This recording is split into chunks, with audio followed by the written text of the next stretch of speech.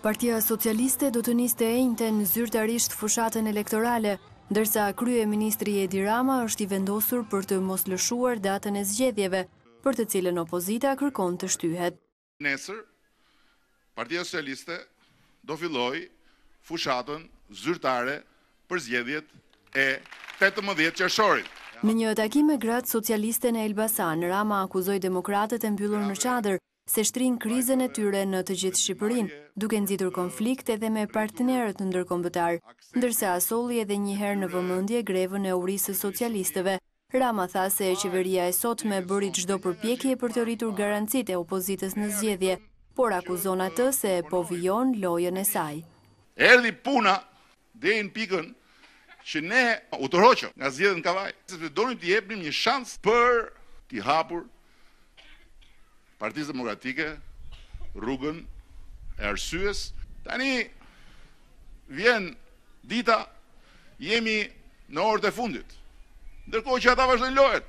E vazhdojnë lojën duke thënë se tani janë dakord për gjithçka, nuk ishin dakord atëherë kur duhet binin dakord. Po mirë, më falni tani.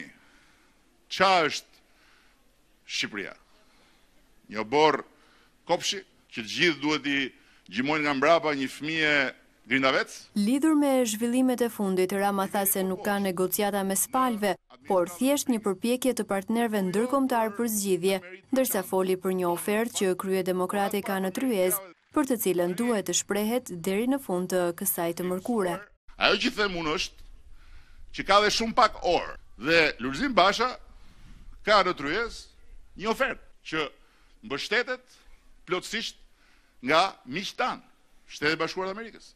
Është i ftuar që ta konsideroj dhe në këndvështrimin tim për sa unë mund t'i them është ta pranoj.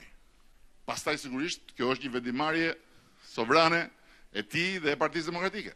Në përfundim, Rama përsëriti edhe një herë qëndrimin e tij se gjithë kjo lojë e demokratëve ka rënjën tek frika e tyre ndaj vetingut, rruga e të cilit për kryeministrin do të zhbllokohet me parlamentin e ri, menjëherë pas formimit të qeverisë së re. Që Partia Socialiste e Elbasanit është shumë më e mirë se ç'ishte.